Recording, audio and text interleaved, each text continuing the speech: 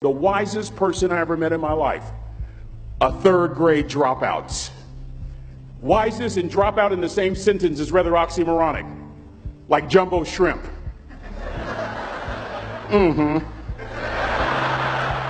Like fun run, ain't nothing fun about it. Like Microsoft Works, y'all don't hear me. I used to say like country music, but I've lived in Texas so long, I love country music now. I hunt, I fish, I have cowboy boots and cowboy. Y'all, I'm a black neck redneck. Do you hear what I'm saying to you? No longer oxymoronic for me to say country music. And it's not oxymoronic for me to say third grade and dropout. That third grade dropout, the wisest person I ever met in my life, who taught me to combine knowledge and wisdom to make an impact, was my father. A simple cook. Wisest man I ever met in my life. Just a simple cook. Left school in the third grade to help out on the family farm, but just because he left school doesn't mean his education stopped. Mark Twain once said, "I've never allowed my schooling to get in the way of my education." My father taught himself how to read, taught himself how to write, decided in the midst of Jim Crowism, as America was breathing the last gasp of the Civil War, my father decided he was going to stand and be a man. Not a black man, not a brown man, not a white man, but a man. He literally challenged himself to be the best that he could all the days of his life. I have 4 degrees. My brother is a judge. We're not the smartest ones in our family. It's a third grade dropout daddy. A third grade dropout daddy who was quoting Michelangelo, saying to us, "Boys, I won't have a problem if you aim high and miss, but I'm going to have a real issue if you aim low and hit." A country mother quoting Henry Ford, saying, "If you think you can or if you think you can't, you're right." I learned that from a third grade drop. Simple lessons. Lessons like these. Son, you'd rather be an hour early than a minute late. We never knew what time it was at my house because the clocks were always ahead. My mother said for nearly 30 years my father left the house at 3:45 in the morning. One day she asked him, "Why, Daddy?" He said, "Maybe one of my boys will catch me in the act of excellence." I want to share 2 things with you. Aristotle said, "You are what you repeatedly do." Therefore, excellence ought to be a habit, not an act. Don't ever forget that. I know you're tough, but always remember to be kind. Always. Don't ever forget that. Never embarrass mama. Yeah. If mama ain't happy, ain't nobody happy. If daddy ain't happy, don't nobody care. But I'm trying to tell you. Next lesson. Lesson from a cook over there in the galley. Son, make sure your servant's towel is bigger than your ego. Ego is the anesthesia that deadens the pain of stupidity. Y'all might have a relative in mind you want to send that to. Let me say it again. Ego is the anesthesia that deadens the pain of stupidity. Pride is the burden of a foolish person. John Wooden coached basketball at UCLA for a living, but his calling was to impact people. And with all those national championships, guess what he was found doing in the middle of the week? Going into the cupboard, grabbing a broom, and sweeping his own gym floor. You want to make an impact? Find your broom. Every day of your life, you find your broom. You grow your influence that way.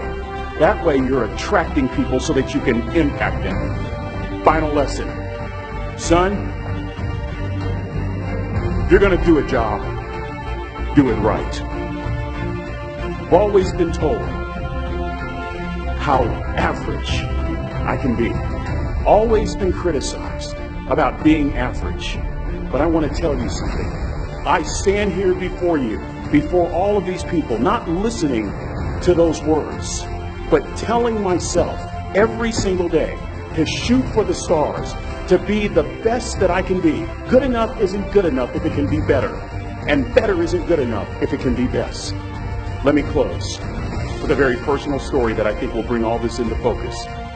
Wisdom will come to you in the unlikeliest of sources, a lot of times through failure. When you hit rock bottom, remember this. While you're struggling, rock bottom can also be a great foundation on which to build and on which to grow. I'm not worried that you'll be successful. I'm worried that you won't fail from time to time. The person that gets up off the canvas and keeps growing, that's the person that will continue to grow their influence. Back in the 70s, to help me make this point, let me introduce you to someone. I met the finest woman I'd ever met in my life. Back in my day, we'd have called her a brick house.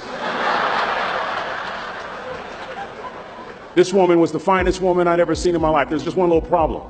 Back then, ladies didn't like big old linemen. The blind side hadn't come out yet. They like quarterbacks and running backs. We're at this dance, and I find out her name is Trina Williams from Lompoc, California. And we're all dancing, and we're just excited. And I decide in the middle of dancing with her that I would ask her for her phone number. Trina was the first one. Trina was the only woman in college who gave me her real telephone number. The next day, we walked to Baskin & Robbins ice cream parlor. My friends couldn't believe it. This has been 40 years ago, and my friends still can't believe it. We go on a second date, and a third date, and a fourth date. We drive from Chico to Vallejo so that she could meet my parents. My father meets her. My daddy, my hero, he meets her, pulls me to the side and says, "Is she psycho?" But anyway, we go together for a year, 2 years, 3 years, 4 years. By now, Trina's a senior in college. I'm still a freshman, but I'm working some things out. I'm so glad I graduated in 4 terms. Nixon, Ford, Carter, Reagan. So now it's time to propose. So I talk to her girlfriends, and it's California, it's in the 70s, so it has to be outside. You have to have a candle, and you have to have, some chocolate. Listen, I'm from the hood. I had a bottle of Boone's Farm wine. That's what I had. She said yes. That was the key. I married the most beautiful woman I'd ever seen in my life. Y'all ever been to a wedding, and even before the wedding starts, you hear this? How in the world? And it was coming from my side of the family.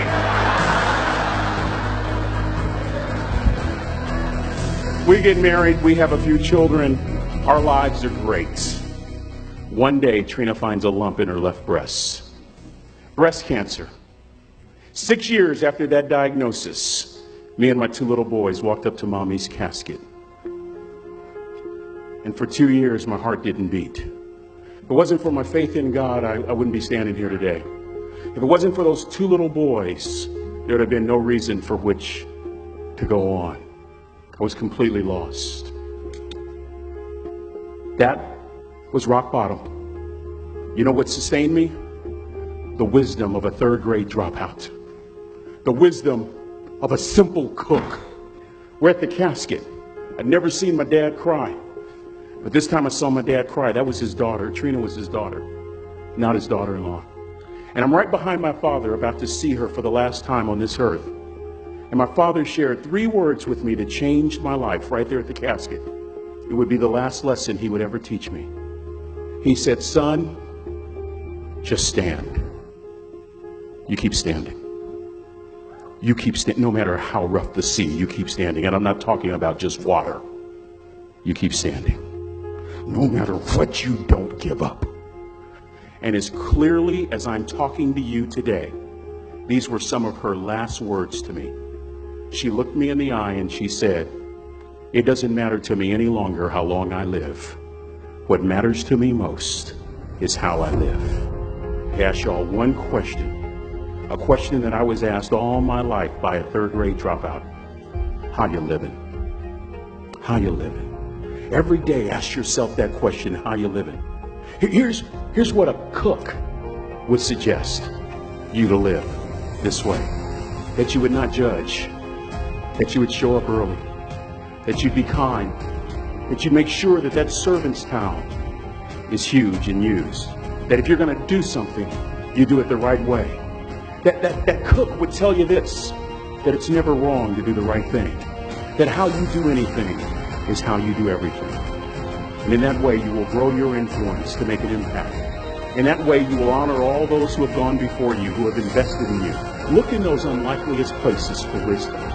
Enhance your life every day by seeking that wisdom and asking yourself every night, how am I living? May God richly bless y'all. Thank you for having me.